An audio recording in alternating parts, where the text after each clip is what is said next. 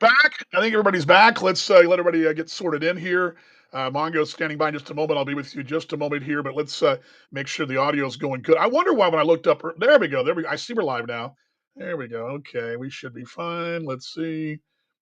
Everybody's back. There we go. We are live. We're back. Let's go ahead and start Instagram real quickly too, and we should be fine. There we go. All righty. Where were we? We were talking about the World Series again. Again, Mongo's ready to join me, so we'll jump right into the show. Dan Vaughn with you.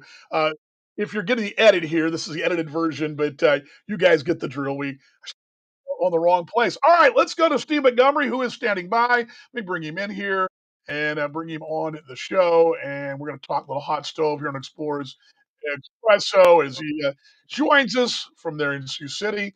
And there he is, Mongo. Good afternoon, or I guess it's yeah, it's afternoon, right? Yeah, how you doing, buddy? Yeah. Good afternoon. How you guys doing? Not too bad, not too bad. Ready to talk a little hot stove. Before we get going, I asked the question today on the open, and I just would love to have your thought before we jump into the hot stove. World Series in the books. I know you and I are sort of the same book. We're so busy in the season. We do follow a little bit, but we're not watching every major league game. But did you watch much of the World Series? Were you dialed in at all? Did you have any thoughts about it? Lost him there. All right, There we go. got a phone call. Got a phone Oh, call. boy. But yeah. I mean, I watched as much as I mean, not every single pitch, but I was dialed into it. It was a good series. You know, uh, you're 2 outs away if you're Toronto. To me, I felt as though the series came down to really. Neither team could execute. I mean, like I know we're gonna have a winner, we're gonna have a world champion and everything, but how many times did we see runners at third base and just not get in? And it's just comes down to like basic fundamentals. Yeah. I thought a big thing in that series, and ironic to tie it in with the Explorers, is I felt as though we were the best base running team in the league. That series came down to, in my opinion, that at bat where they had the bases loaded and the second baseman kind of went back on a ball, couldn't get his feet really set through I'm not going to call it a hard throw, but it was a good throw. And he's out by that much, right? If you go back and you look at social media or you look at a replay of that thing, the guy at third base was not off the bag as far as the third baseman was off the bag himself. So you're worried as a third base coach about a line drive double play to the third base, but you have a left-handed hitter up, so the third baseman is playing a little bit. I would say 1 foot to the second base side of the cut, his right foot on the third base side. So now your lead at third base needs to be that far. So you're off at the cut because the cut is normally the same distance. So you're off as far as he's off. He wasn't. Both feet were inside that cut on contact. Well, on contact, now you're out by that much. If you would have had another step and a half, and at contact going, you're probably safe at home and you're World Series champions. But when you look at the series as a whole, obviously, you know. Depth, I think, played a little bit of a role. I mean, what can you say about the I think his name is Yamamoto. I mean, Yamamoto. this guy throws 93 pitches, Yeah. and the next day comes out and throws 2, 3 innings, and Amazing. still throwing 97. Like, wow. But you look at the payroll of what the Dodgers threw out there in Game 7. Just check the payroll; it's incredible. And the old adage of money can't buy you championships. Well, they bought Game 7 pitchers, so you got to Hey, credit them. They found a way to get it done. can I ask you from this standpoint too. This is the thing I asked the fans earlier when I first started. And take out the money, take out the best players, but this game itself, as a whole, as a collective, and I know you've seen it in coaching with the youth and watching your son, and just in general. the game is sort of the popular. I mean, the NFL. Let's face it, the NFL, college football, it's king. The number two spot for a while, it seems like the NBA has sort of been in there, but it seems like this series, obviously ratings wise, are better than the NBA games. So, well, back the number two spot. I mean, chasing football is hard, but from that standpoint, your thoughts on that? Well, I think you're going to chase the NFL for a long time. You're talking about a sports that's only played once a week, so the fans Yep. of those teams only get an opportunity to see their their idols, their players, their team once a week. So it's very very difficult. If I think if you did that with Major League Baseball, um, I mean, how do you have a season? But I agree. The NBA is really taking a huge dive, and I think it's a lot of their own doing. But Major League Baseball, I think, has taken over that number two spot again. It's very hard to do because you're talking about 162 games. So how many games do you want to go to? How many games can you commit to and stuff like that. But I agree. I think the more we have the larger markets advancing too. Obviously, you have Toronto, who's the only team inside of Canada, so the entire country is coming together to root for the Toronto Blue Jays, and you have arguably, I would call it the second biggest market, might be the biggest market behind the Uh, Yankees is the Los Angeles Dodgers. So, um, yeah. yeah, it was a great series, and hey, can they three-peat? I guess that's going to be the question. Flores Expresso, by the way, Rick Stewart says hi, Mongo. Hello, He's Rick. listening and watching, but yeah, you're a good Rick. The reason I wanted you on today, and I know we were just on, you were on a couple weeks ago, but it got busy. You lit the hot stove fire here, and things got going. Let's start from yesterday because I think we're going to spend a lot of time on one of the names that we signed early 2 weeks ago or a week ago. But let's start things off. Um, I want to start off with Ryan Beard. It's a guy that I mean, he was a late find last year for the ball club. Uh, Phenomenal addition, hard throwing righty. He seemed like he really flourished under Bobby and your watch. I know you. I think you kind of feel like, and maybe I'm putting words in your mouth here, but he's a project that's not quite finished, but looks to be promising in the years to come. Yeah, I mean, obviously the stuff plays at our level. The end goal for him is to get an opportunity inside of Major League Baseball. He's a guy, hard throwing righty, a little undersized if we're, from a scouting standpoint. Doesn't mean he can't get picked up or pitch in the big leagues. But if you're looking at scouting area, a little undersized, hard throwing kid, 94, 95, going to touch six. I think there's more in the tank there. When you add someone so late in the season, um, you don't have a lot of time to get a lot of hands on. So we're probably more concerned with pitch shaping, with how to use your repertoire, how to fit it into what we were trying to accomplish at the end of the year and everything. So I'm excited to have Ryan back. He's a guy that throws three pitches for strikes. He doesn't lack any confidence. He came in very confident. You look at his first outing. I always take college kids and take the first outing, just throw it away because the butterflies, the everything. Yeah. I think he gave up a run in his first outing, and then from that point on, he didn't give up anything. And obviously we put him in game two of the playoffs with confidence. It's just. Talking to him, he obviously, and a lot of us have a bad taste in our mouth, and he wants to redeem himself, and we're very excited to have him back. What role we're going to put him in, when we're talking roles and stuff, that's something that me and Bobby have, we've already started diving into roles and stuff. We're not sure what role we're going to keep him in. I told him when we got him signed is that there could be opportunities of other roles. So it's just going to be according to where we see you plugging in to help us win some baseball games. But super excited to have him back, and hopefully he can build upon what what happened at the end of the year and him getting that opportunity. Hopefully he can build on it, keep that same fire, keep that same hungriness to get to the next level and come in ready to go. I thought this something is I said this always done just what you do is you get the arms, and yes, I mean it's sort of like last year. I mean you got some names back, but you kind of sorted out later. But the idea is to get as many arms as possible. You'll sort of figure it out as you go along, right? I mean, you kind of mix and match, but you can never have enough arms. And I've always been amazed about how you can make the transition a young guy like this from reliever to starter back and forth. We saw last year, a couple of veteran guys and that wind up Marmon and Willie both wind up being relievers now starters.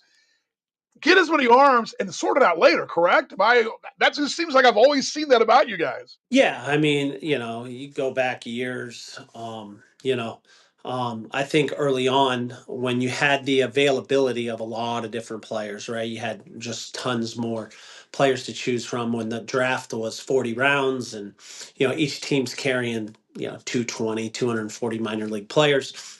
You could really say, okay, this guy is a starting pitcher, and this guy, I'm looking for a starter, and you could go inside of a release list and find you 15, 20 starters. Now, I think with the reduction of MLB and the teams and the amount of players they can hold, the draft being reduced to 20 rounds, it makes us be a little more creative. It makes us have a little bit of imagination. It has us, how can we showcase what you're doing to get you another shot, right? I thought Marmon, what he did last year was truly amazing. You look at what Willie did, truly amazing. Willie gets another shot, but it doesn't mean Marmon's not going to get his shot. So we have to get creative and stockpiling ours. I think we started to do that probably around the 2018 season, and you were in Kansas City at that point where we turned like James Dykstra, right? James Dykstra was always a reliever. We turned him into that starter. The first guy I can remember doing that too is Patrick Johnson. In 2014, he was a Oh, yeah. reliever. We turned him into a starter. So, we've had some success at doing that. We've almost always done it though, to be honest with you, Dan. We've almost always done that kind of in an off-season move where, we build that plan for them, throwing program wise, bullpen wise, everything, and kind of build that plan moving forward so that, when they come into spring training, they're already stretched out and ready to go. Floors Expresso, Steve Montgomery with you, Dan Vaughn here. Let's continue to roll on along. Also, yesterday, young man, Trey Morrell, right-hander. He's from Grand Junction area in Colorado, but spent the last 3 years. And I, I guess it's first off, your thoughts on him before I ask you what I'm going to follow up with is Pioneer League guy, but he's had a little time in that altitude. Thoughts on the right-hander and a guy that's mostly been a reliever, but his success in that league and with Les Lancaster. Yeah, I mean, Les gave us a glowing report. I have a lot of respect for what Les has done in this game and his evaluation skills and everything. And he's a hard throwing kid. I'm sure he's gonna love to come where there's like some humidity and not thin air where the ball can actually do what it needs to do. So it's very, very difficult to pitch in those conditions. He's a guy, hard throwing kid, going to run it up 94, 95, 96, three pitch guy. We're very excited.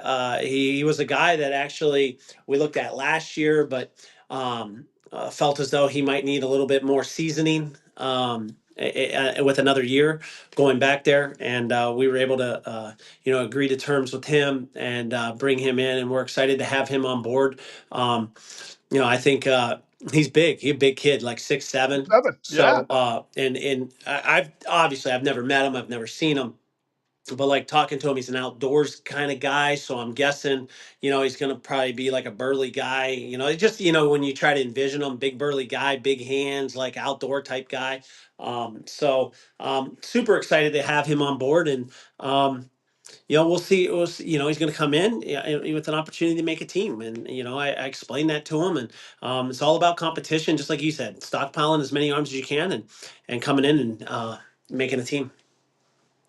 Good to see our friend Dan listening and tuning in from Shawnee, Kansas, here on Explorers Expresso. Pioneer League, he's a Pioneer League guy, and you and I've talked about this quite a bit over the last really 2 years since things have changed. But I like for the fans, I'll ask it again. So give you an idea what the change is. The Pioneer League is when I first got in the game. The Pioneer League was affiliated. Now it seems like, and maybe you can elaborate a bit on this, that some of the success you've had, Pioneer League guys coming over, Chase Jesse comes to mind. Obviously, you had some really solid position players that came in. The Pioneer League's become a very big part of what the Explorers plan is building a roster. Yeah, and it's the with the exception of the Atlantic League, it's if you look at how the contracts are structured, the Frontier League is a Getting back in just a second. There we go. Sorry about okay. that. Okay, sorry. Phone. The Frontier League has their contracts are 1 year with a club option for a second. So you cannot go and they're not free agents. Our contracts are 1 year contracts, and you're free agents to outside leagues. The Atlantic League, you're free agent every year. The Pioneer League, you're free agent every year. So we that the Pioneer League is more geared towards guys coming out of college. Um, Maybe 1 year of pro ball at a low level, maybe a complex, maybe they got to a low A ball, struggled and everything, but they're still looking to play. They go there, they sort of start building their resume up, and then obviously we feel like as a league and as a whole, and I think everybody would agree with it, it's a step up in competition, and it's going to that next level. Where we run into issues with the Pioneer League is obviously with pay, because they have several California teams, and you're in some where the not the work comp, but the minimum wage law has to be followed.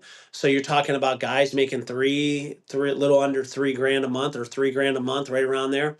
And I think that's why you're seeing the two teams in Colorado fold, is because of that law. And there's such discrepancy, right?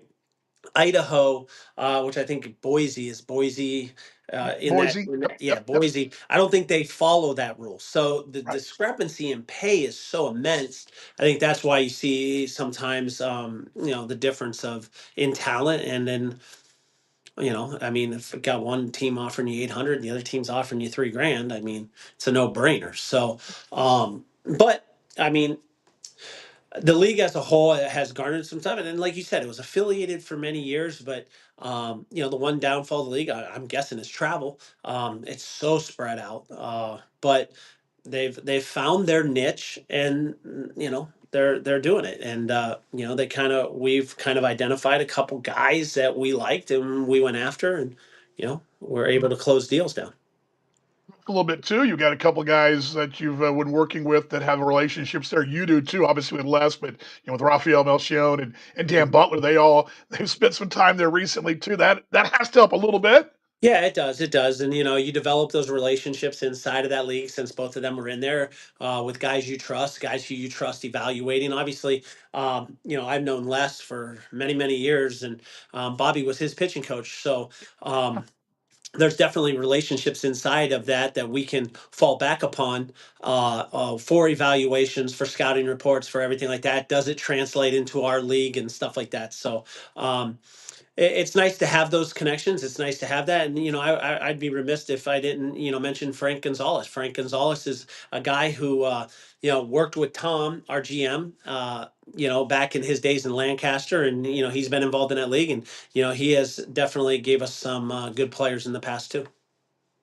Explorers Expresso, Dan Vaughn, Steve Montgomery, manager of the Sioux City Explorers, with us here on this November 5th edition. Okay, let's go back 2 weeks ago. I'm going to jump into Caden Matlin first because I think we're going to spend a little bit more time on nothing against Caden because I'm sure he's a great young man, but he's a rookie kid. This is a guy you got to have catchers. We you got to have at least two. He kind of fits the role of that young upstart kind of young guy that's he's had some success at the college level, played a couple of years in Division One, but he seems like he fits the mold of what you're looking for as an explorer, just resume wise, without seeming play. Yeah, I mean, he's a, obviously, uh, that's the one position you bring in a lot of competition for. He's a guy that checking some scouts and various things of getting the scouting report on him. He's a guy that can really catch and throw, block balls in the dirt, very good. He's a guy that can figures out a way to put the barrel on the ball. We're excited. He's from the Kansas City area, so not far from here.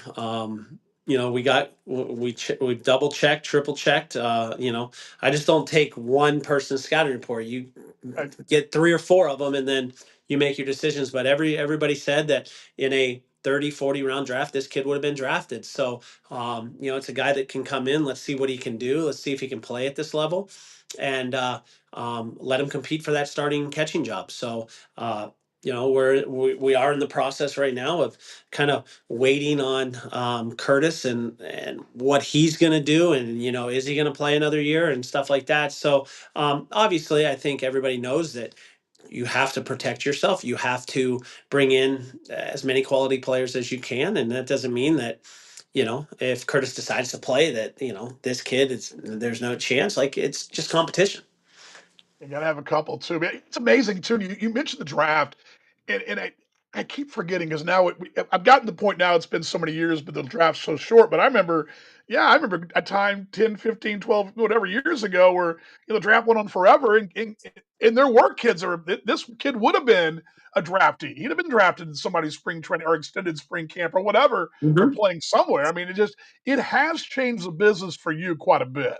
Yeah, it has, and obviously NIL has changed the business too. It's changed the business for Major League Baseball. People staying in school because you get drafted in the 15th round and you're being offered 125,000, and you're making 200,000 NIL in college or whatever you're making, whatever, and you're like, just stay in college. It makes sense. But on that front, you look at some of our greatest explorers ever. A lot of them were drafted after that 20th round. Mhm. So, back in that day, they wouldn't have had an Yeah, opportunity to be in yeah. pro ball and stuff. So, that's what makes our job so challenging now is, there's less people to go and get. And then identifying now really the college player that would have been drafted that can come in to our league and make, I'm not going to say an immediate impact, but can hold his own and do what's necessary to give him an opportunity to get picked up and to help us win baseball games. It gets very challenging. Flores Expresso here. Dan Vaughn, Steve Montgomery with you, rounding third on this hot stove update right here. Again, that was Caden Matlin we are talking about. He went to Akron and a little time down at Abilene Christian as well.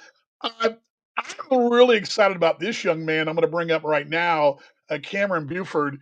Was a 4-year star at Grambling there from Chicago area. 4-year star at Grambling. He was the all-time home run leader at Grambling State. Uh, Hit 10 home runs or more every year. He's hit the long ball at every stop, including last year in Oakland in the Pioneer League. Uh, and again, I'm trying to tap the brakes a bit here, but there were a couple of guys last year. Austin Davis comes to mind. We signed him. I was like, oh man, this guy's going to be something else. Josh Day, same thing. I'm a little excited here. I'm trying to temper my emotions, but this young man could really be something. I mean, he looks like he's done it every step of the way, slowly climbing, and by all indications, also a heck of a fine young man. Looking forward to getting him on the show. But thoughts on getting Cam Buford? Obviously, his power numbers speak for themselves, like you said. He's a guy that can has a lot of leverage in his swing, and when you look at and Dan and Raf, when we really dove inside of the analytical numbers, exit velos, the launch angles, the everything, it all plays, and you know he it's going to be, can he make that transition? I mean, that's what it boils down to. Can he make that transition? I feel like he can. He's a guy that has really plus bat speed. um, and the biggest thing that I always hear when we talked about Cam with scouts and major league organizations was he hardly ever misses a mistake pitch. And if that's the case, then he should be able to come here and hit, because in certain at bats you get a pitch, and if you foul that pitch off, you're in trouble. If you don't miss that pitch, you normally hit it pretty hard somewhere. So super excited. He's got loft in his swing, leverage, big kid, can play multiple positions. I've heard he's can play corner infield, can go to the corner outfield. So um, we just got to find where that position works for us, and where that bat plays. But obviously, you look at the numbers, you look at the batting average, and let's not forget, okay? And this I can't believe you didn't bring this up, Dan. 20 some homers last year, right? How many stolen bases? That was my next thing. I've got it right here. He he he Power he and speed. he, he checked the box because I remember it was funny because I actually teased this when I did the video last week. I think Jason asked about Power Bat. Not only was he a Power Bat, he also fits in nicely with the theme of running the bases Yeah. well. 27 stolen bases. The other thing I would add too about him is, I mean, a little bit with Caden Matlin, because he played a little first base there at Akron, but this young man's played short, second, third. He had a lot of time in the outfield, or I'll say a lot, but quite more time in the outfield last year as well. Versatility, which I stress this over and over again, you need that because that gives you an option to carry. You want to carry that extra luxury of an extra arm. You can do that because you got a guy here that can play just about everywhere. Yeah. I mean, I always called Vuletic my Swiss Army knife, right? Like Yep. he could go and this is a kid that can do this sort of the same thing. Now, it, talking to people and stuff, and obviously I've never had my hands on him, never seen him play, right? But if you talk to major league organizations, yes, he can play a multitude of positions, but this is where he's best at, right? That doesn't mean that you can't plug him in for a day Right. at a Right. different position, because we have injuries, we have nicks, we have bruises, we have bus rides, we have everything that will enable you to have to Swiss Army knife a couple people. So, but like I said, the versatility is going to be huge, like you mentioned, and the bat's going to play. The bat should be somewhere in our lineup, and just keep doing what you're doing, Cam, and come in, hit, and help us win some baseball games. He was a draft. That's a guy, and again, that's a guy that 10 years ago would have been drafted. I mean, he'd have gone in the middle rounds. I mean, he's that kind. I mean, those later rounds. But I mean, he would have been there because I mean, he has the intriguing tools. Yes, yeah, of course. I mean, you're talking about a rare combination of speed and power, and I understand. And no disrespect to anything that Cam or but if he is at a different college, right? Let's just call it that. Does he get more looks? Does he Uh, get uh, you know drafted? That's the part about the 20 rounds that's so difficult, is that I feel like most of the draft now is coming out of the Power Five schools yeah, or the yeah, Power Four. That's what's yeah. getting heavily scouted. And if let's just say that Grambling was playing a Florida State on a weekend, yeah, he has to perform right then. He Yep. doesn't get multiple looks. He gets that one look One time. when he's Yep. playing that Power Five. And if he has a weekend where he hits some balls on the screws and they're at people, or he struggles for a weekend, he gets written off. And I feel like that's unfair to the smaller school kids. So no offense to the smaller schools, but they're not just getting the looks that these big Power Four conferences are getting.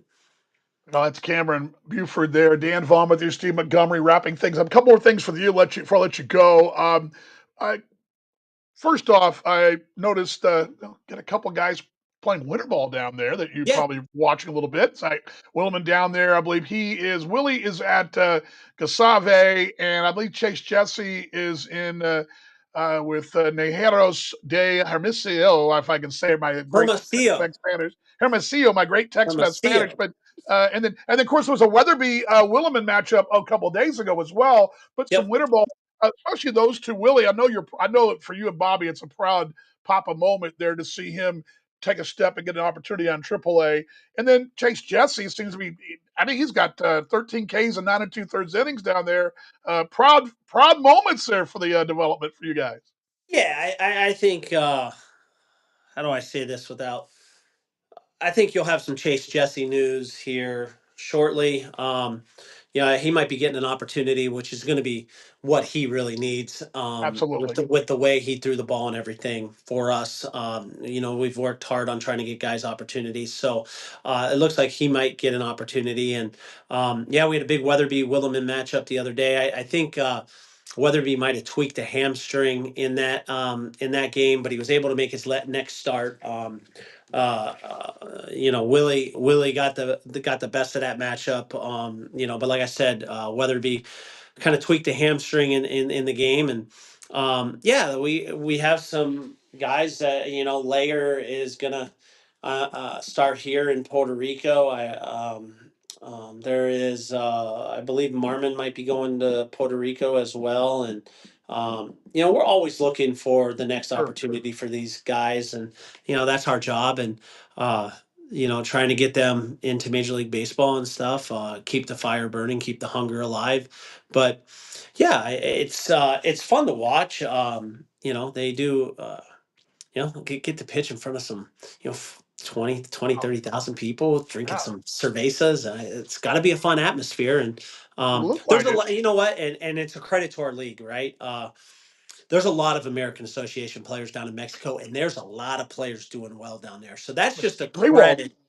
It's just a Yeah. credit to Yeah. how deep and how good our league is. So that's a Yeah. big feather in the American Association's Yeah. cap. I went down there, looked down the list. Tucson club's got a bunch of Canaries. Raywald's playing down there as well, having a good year. Second in home runs his team, but it's great for the league. A final thing, Mongo, on the show here from you. What's ahead? Where are we at? Will it be busy until the holiday, or where are we at right now? Where you at? I mean, yeah, I'm trying to get some things done. It's just uh, we have a guy that I believe will be releasing here in the next couple days, a new guy. But trying to get some of the returners signed back and trying to get their needs fulfilled, and what they want, and then what we can do as so we're playing the back and forth game. So I've been in contact with a lot of guys and trying to get everybody signed back. I think it's very Sure. important for. Oh, my bad.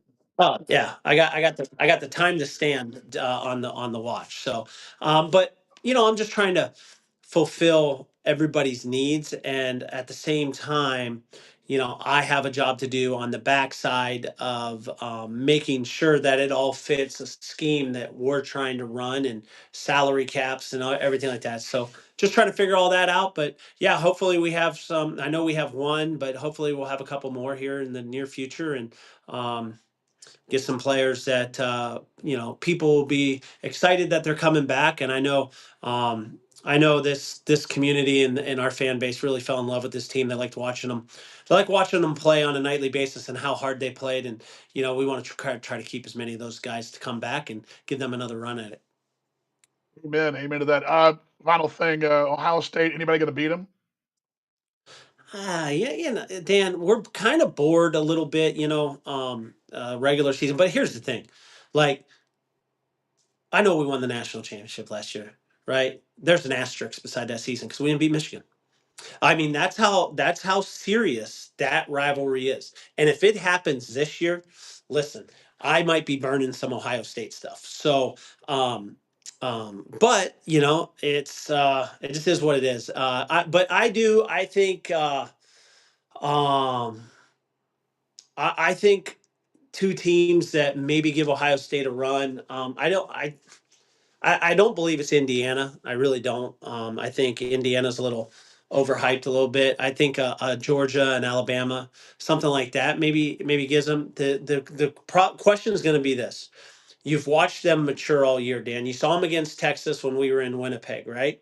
It was Yep. very conservative, right? Very conservative, win the game 14-7 and stuff. Each week they have been unleashing Julian saying a little bit more, a little bit more, a little bit more. And when you come out in a five wide set, you're talking about 25 stars right there.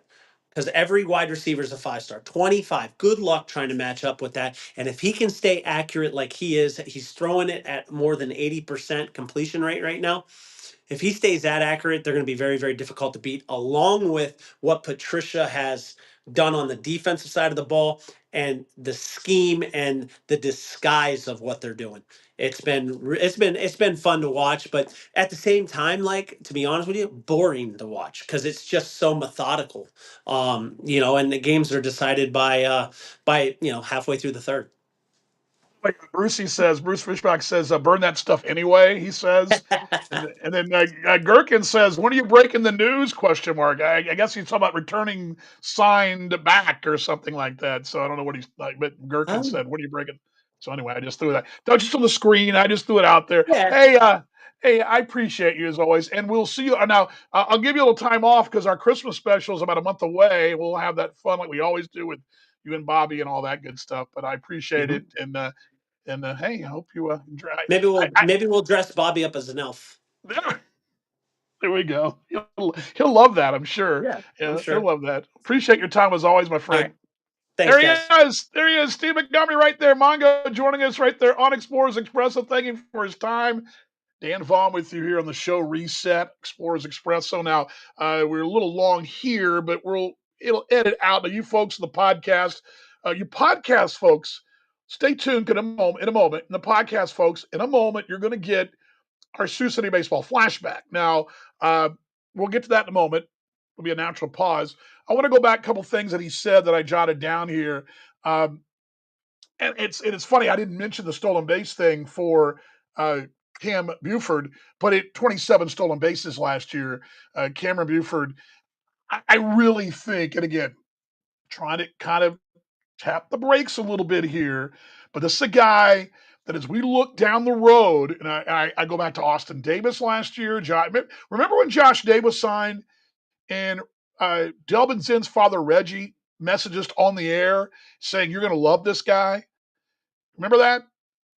And everything I've heard about Buford has been the very same thing. We're going to love this guy, and I think he's got a really good chance to do some really great things for the ball club. I'm excited too about Ryan Beard.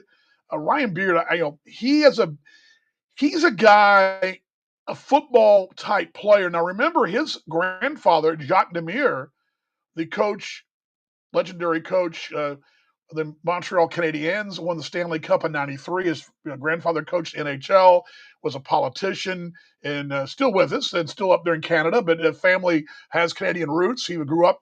It's a really interesting story because you don't. Most folks in Texas, especially from San Antonio, well, maybe not so much San Antonio because San Antonio is a melting pot with so many military folks down there. But most folks in Texas who's Jacques Demire? I mean, now if you live in DFW, where the Dallas Stars are, you would know because there's a lot of hockey folks, a lot of transplants here.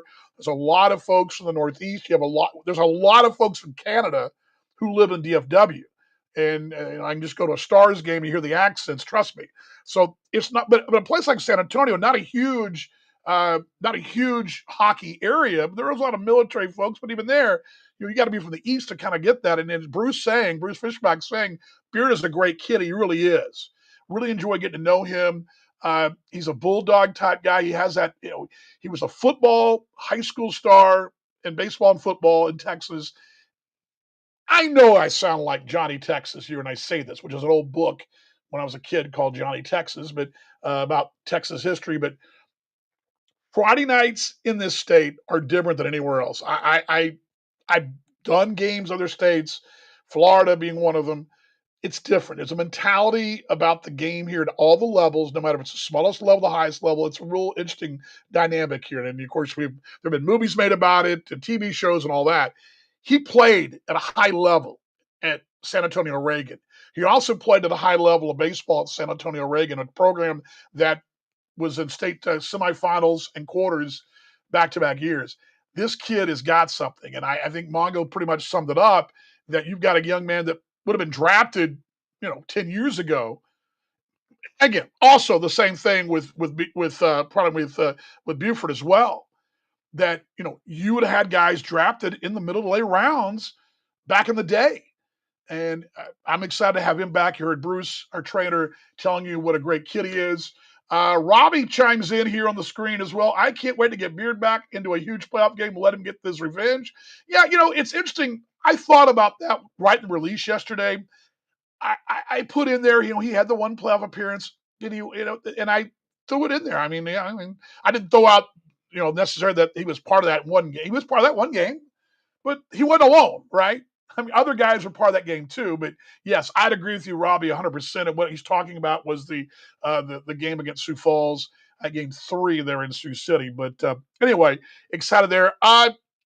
Matlin, kid that's played at Division I level at Akron, a really good year at Akron last year. Watching some video of him, really, and he's a young man. I think you go back to his high school numbers in the Metro Kansas City area, they were phenomenal. And I think he got the, which happens a lot. You have a lot of kids. I think this will be the case with Trey Morrell too. Morrell had the same situation. Kind of the college thing got going, then it kind of spun a little bit, spun your wheels, and then got going again late. And I think that's only going to benefit in the case of Matlin. I think it's going to this momentum he's going to carry from his last year in college pro ball.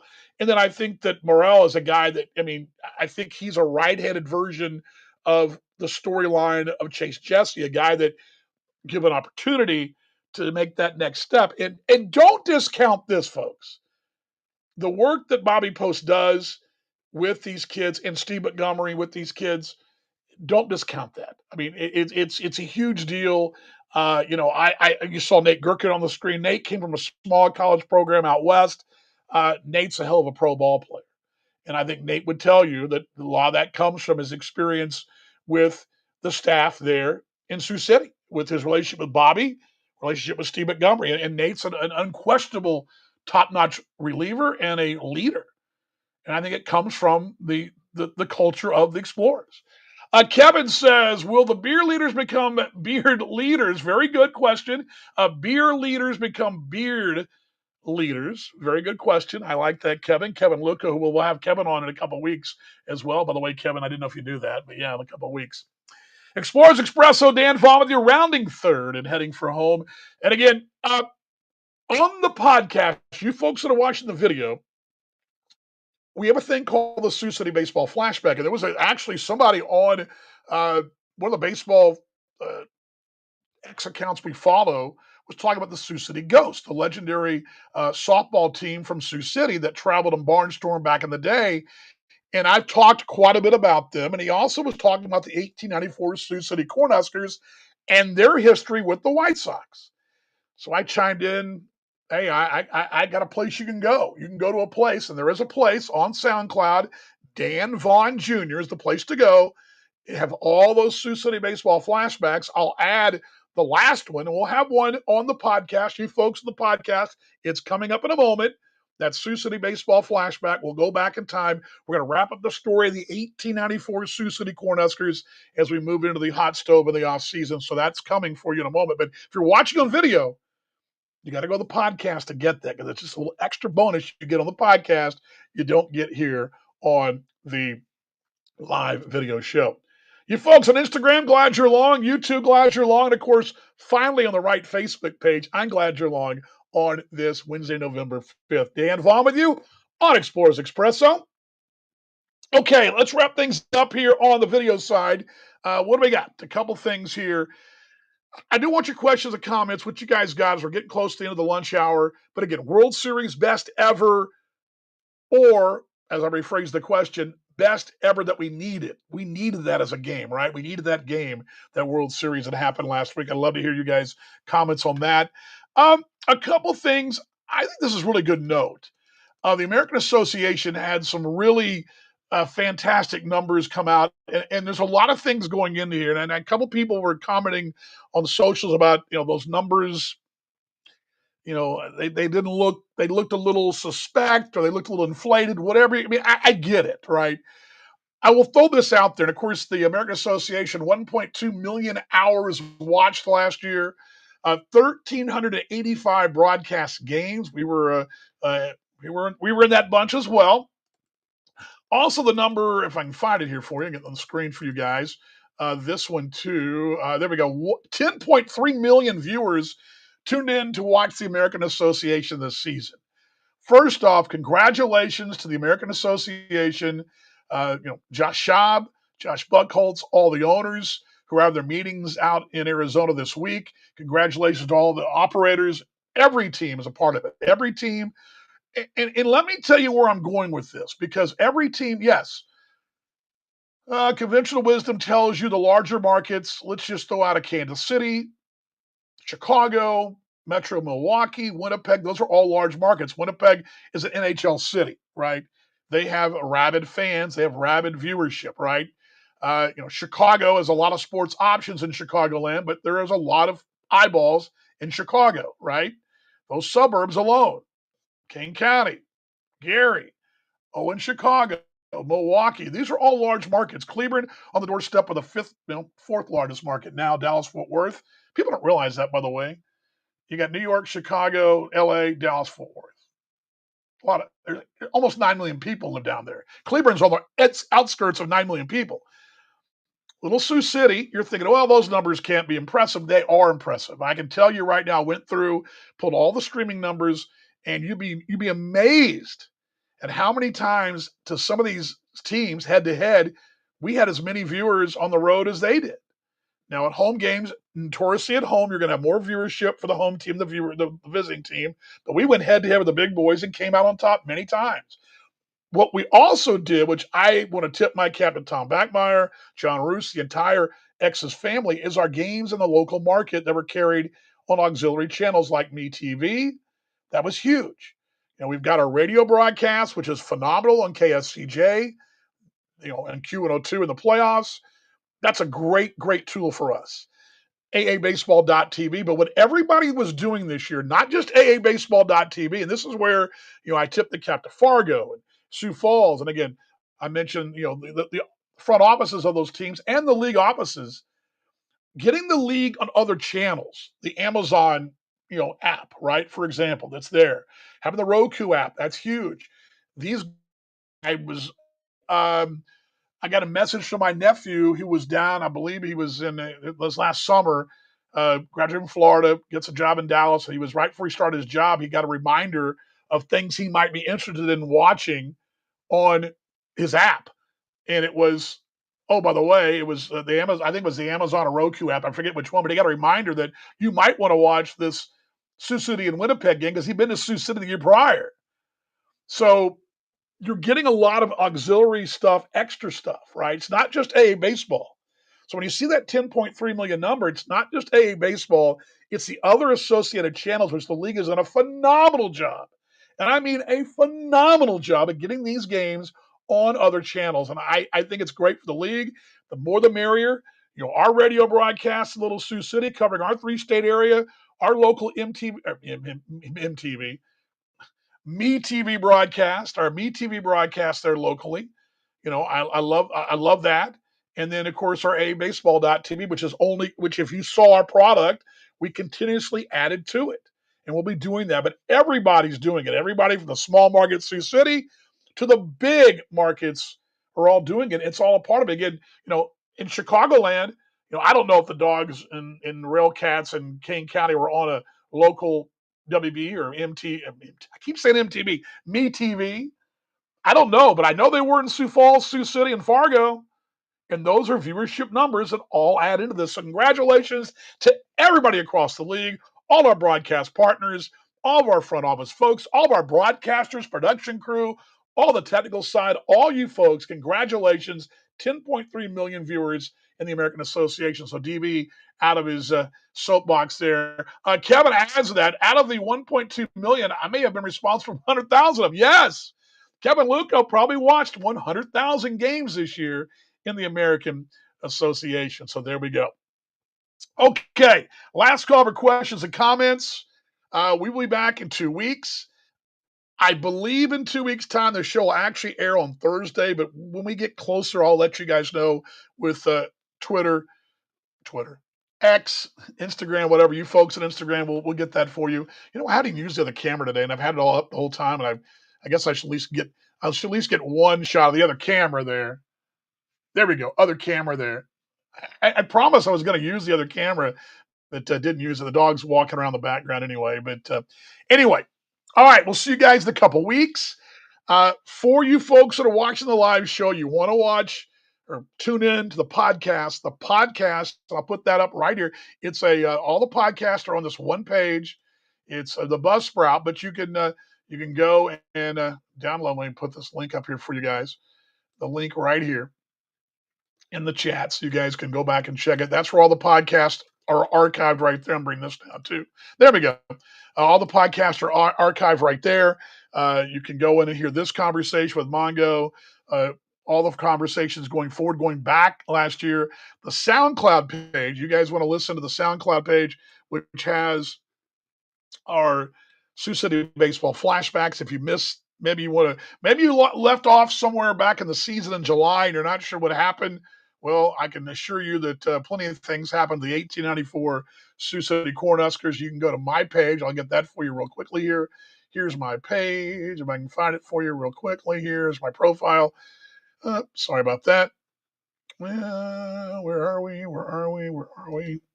Talk amongst yourselves, folks. Here's my playlist. There we go. Sioux City Baseball Flashbacks. Here you go. Here they are. This is on the screen. I'm going to put this on the screen to you guys. This is where those Sioux City Baseball Flashbacks are. There's some old, if you like the Negro League stuff, when I was in Kansas City, there's some of that stuff on there still as well, because it was really some intriguing storylines of the old Monarchs that I don't think the Monarchs, I don't know if people really realize that history. But again, the Sioux City things front and center right there. You can see that right there. So again, Buzzsprout for the podcast, and then the SoundCloud if you guys are interested in the whole. My phone ringing off the hook here. Uh, Spam calls coming in on this Wednesday edition. Okay, thanks to Steve Montgomery for stopping by. And in case you missed it earlier, we the X's. I'll add them to you one more time. There you go. Cam Buford signed 2 weeks ago. Phenomenal prospect, power hitting speedster, middle infielder out of Grambling State, but was at Oakland and the Oakland Ballers last week there in the Pioneer League, last year in the Pioneer League. Trey Morrell, young man from the Grand Junction area, played at Grand Junction for 1 year, then Rocky Mountain, those vibes for 3 years, right-handed reliever. Could maybe transition as well to a starter. There he is, Ryan Beard, young man from San Antonio, hard-throwing strikeout machine. Looking forward to having him back as well. Welcome him back. And also Caden Matlin, young man from the Kansas City area, went to Akron last year. That young man will be seeing time with the X's as well in that catching competition coming up in spring training. All right, thanks for stopping by. You know what we do every time? We do the little Go X's. We do that. We love to do that. Sorry about the start. I started on, in case you're wondering what I'm talking about, I started on my Facebook page. We ended on the team's Facebook page, but it all worked out, and I will edit it all together and put it back on our Facebook page. So it's all good. Casey says, looking forward to the season. I am too. I'm looking forward to seeing everybody. Hope you guys have a great, great week. The one thing I'll close with, I never thought the all-night bus rides would be a benefit to me because, and Bruce was on a while ago, and Mongo knows, they suck. I mean, it sucks driving all night and sitting there and your tailbone all sore and you're stopping in the middle of the night, the truck stop, and you're weary-eyed, and we check in the hotel, you're not sure what time it is on said planet. Well, Friday evening, this Friday night, I'm doing a high school game with Brad Allred, the voice of those Railroaders. He and I will be broadcasting the Grandview Zebras down at Mexia, Texas. Now, Mexia, Texas, spelled Mexia, Mexia. It's about an hour and a half south of Dallas-Fort Worth, off between I-45, I-35. It's a big deal, right? I'll get back home, 11:30, 12, probably closer to 12, 12:30. It's a big deal, right? No big deal. Except that I'll be heading to Lubbock for a 11 a.m. first pitch, 11 a.m. kick against Brigham Young and Texas Tech. College game day will be there. My wife and I will leave about 3:30 in the morning. Her assignment's go to sleep early. I will just rally and basically be like an all-night bus ride where I'm watching Mongo on his device, and we'll make it work, right? So I never thought that I'd be able to transition those all-night rides, but I've kind of laughed about this over the years. My flights to Australia are a kick in the seat, man. It's a kick in the backside. But if you can ride a bus all night from Winnipeg to wherever, Cleburne to wherever, or the one year I rode from Grand Prairie to Gary South Shore, you can do that.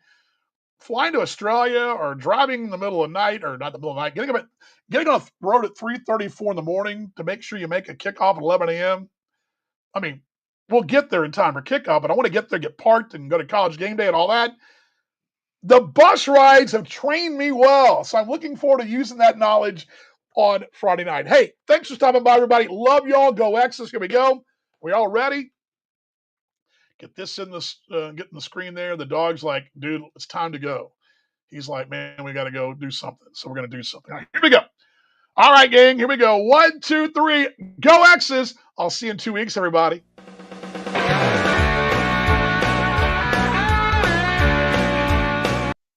Oh, by the way, before I play this again, let's show more love tomorrow we did today. Don't forget that. Show more love tomorrow we did today as we go forward to 2025 and 26. All right, go X's. Here we go.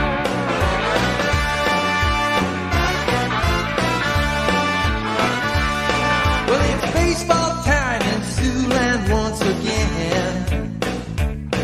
The Explorers are out to bring home another win. And when they take the field, they'll be hitting and running and stealing. So come out to the park for that big league good time feeling. Well, it's baseball Sioux City style. Baseball Sioux City style. Gonna conquer the league. Hold on to your seat. The Explorers just won't be beat.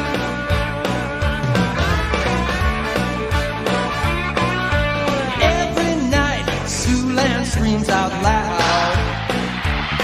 The Explorers are doing the local crowd.